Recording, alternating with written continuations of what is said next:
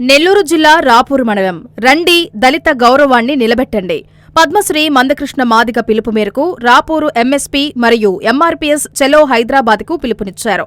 ఈ సందర్భంగా ఎంఆర్పీఎస్ జిల్లా అధ్యక్షులు ఉదయ్ కృష్ణ మాదిగ మీడియా సమావేశంలో మాట్లాడుతూ ఈ నెల 6వ తేదీ సుప్రీంకోర్టు ప్రధాన న్యాయమూర్తి సీజే బీఆర్ గవాయ్ మీద జరిగినటువంటి చొప్పు దాడిని ఖండిస్తూ ఇప్పటి వరకు మండల మరియు జిల్లా వారీగా నిరసన కార్యక్రమం జరిగిందని, రేపు నెల నవంబర్ 1వ తారీఖున పద్మశ్రీ మందకృష్ణ మాదిగ ఆదేశాల మేరకు రేపు నెల నవంబర్ 1వ తారీఖున రాష్ట్ర వ్యాప్తంగా అధిక సంఖ్యలో నిరసన కార్యక్రమం జరుగుతుందని పిలుపునిచ్చారు.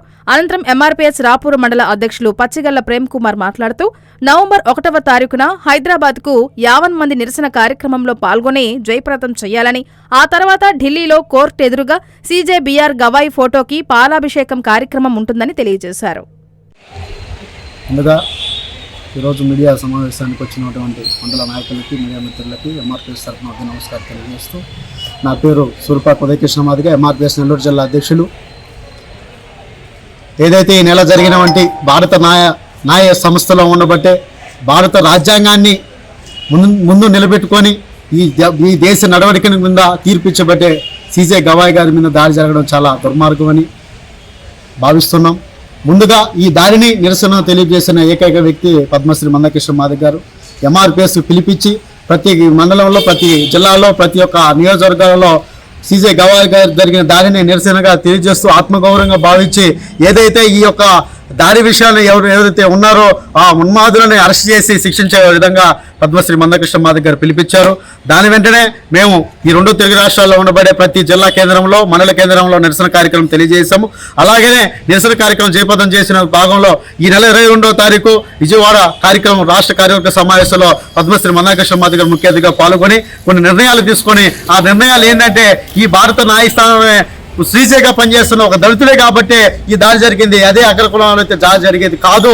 కాబట్టి ఈ యొక్క దాడిని ఆత్మగౌరవంగా భావించుకుంటూ ఆకలైనా భరిస్తాం కానీ ఆత్మగౌరవాన్ని ఎక్కడ పోగొట్టుకోము.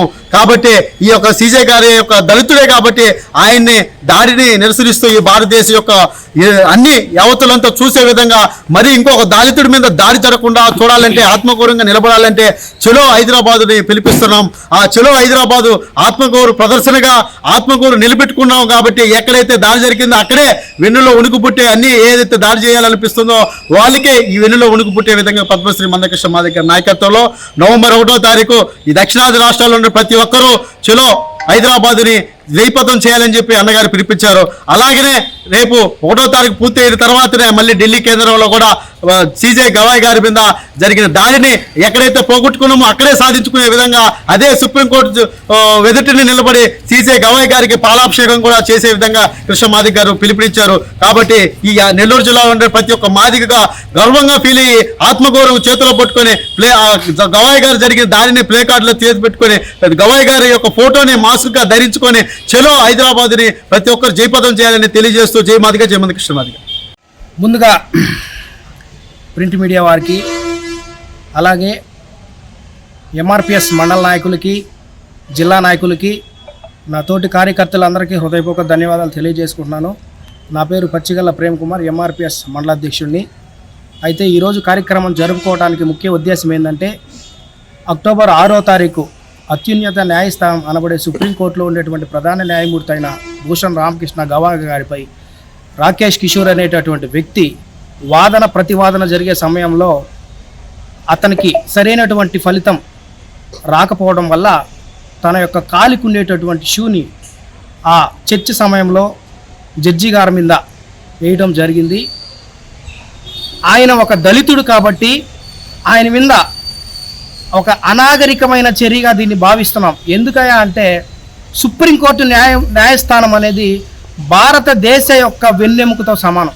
ఎందుకయ్యా అంటే ఒక దేశ చరిత్ర మొదలవ్వాలన్నా, ఒక నడవడిక జరగాలన్నా ఆ దేశంలో ఉండేటువంటి పౌరులు, వృద్ధులు, పిల్లలు, పెద్దలు, విద్యా వ్యవస్థ, రాజకీయ వ్యవస్థ, న్యాయ వ్యవస్థ ఎలా ఉండాలనేది ఆధారిత పూరితమైనది నడిపించేది సుప్రీంకోర్టు. కాబట్టి అత్యున్నత న్యాయస్థానంలోనే ఒక దళితుడికి అన్యాయం జరగడం అనేది చాలా ఘోరంగా భావిస్తూ ఈ నెల రోజులుగా ఆ కార్యక్రమం మేము మా ఎంఆర్పీఎస్ ఆధ్వర్యంలో మందాకృష్ణ మాదిగ గారు మాకు ఇచ్చిన ఆదేశాల మేరకు ఈ నెలలో జరిగినటువంటి అన్ని కార్యక్రమాలకి ఎంఆర్పీఎస్ పూర్తిగా మద్దతు ఇస్తూ ఎంఆర్పీఎస్ దీన్ని దేశవ్యాప్తంగా ప్రతి ఒక్కరికి తెలియజేసే విధంగా భారీ ర్యాలీలు, నిరసన ధర్నాలు, సమీక్ష సమావేశాలు అన్నీ చేయడం జరిగింది.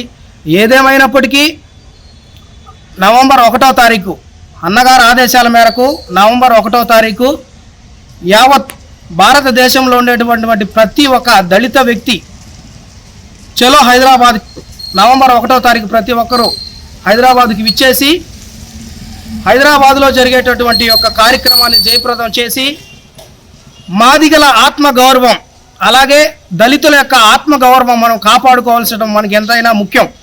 ఇప్పుడు మనం సైలెంట్ అయిపోతే ఇంకా గతంలో జరిగే దాడులు మనం ఏం చేయలేం. ఎందుకయ్యా అంటే ఒక మాట మన వల్ల అనడానికి, మన వాళ్ళని కించపరచడానికి, మన వాళ్ళని ఏదన్నా మన ఆత్మగౌరవాన్ని దెబ్బతీసే విధి విధానాలు మనకు జరుగుతున్నా మనం ప్రశ్నించలేకపోతే మనం అన్నీ ఉండి వికలాంగులతో సమానంగా మనం ఉండాల్సిన అంత దుస్థితి మనకు వద్దు. కాబట్టి ప్రతి ఒక్కరూ మీ బాధ్యతగా ఆత్మగౌరవాన్ని నిలబెట్టుకోవాల్సిన సత్తా మనకు ఉంది. కాబట్టి దాన్ని మనం నిరూపించుకోవడానికి వేలాది మందిగా నవంబర్ 1వ తారీఖు హైదరాబాద్కి వచ్చి ఆ కార్యక్రమాన్ని జయప్రదం చేయవలసిందిగా తెలియజేస్తూ, మరీ ముఖ్యంగా రాపూర్ మండలంలో ఉండేటువంటి 21 పంచాయతీలకు సంబంధించి అన్ని గ్రామాల యొక్క యావత్ దళితులు ప్రతి ఒక్కరూ రాపూర్ నుంచే మనకు బస్సు బయలుదేరుతుంది. కాబట్టి ప్రతి ఒక్కరూ మీ వంతుగా వచ్చి ఆ కార్యక్రమాన్ని జయప్రదం చేసి మన ఖ్యాతిని దేశవ్యాప్తంగా నలుమూలలకి పాకే విధంగా మన ఆత్మగౌరవాన్ని మనం హైదరాబాద్ నడిబొడ్డున గళం విప్పి మన నిరసన ధర్నా ప్రదర్శించాలని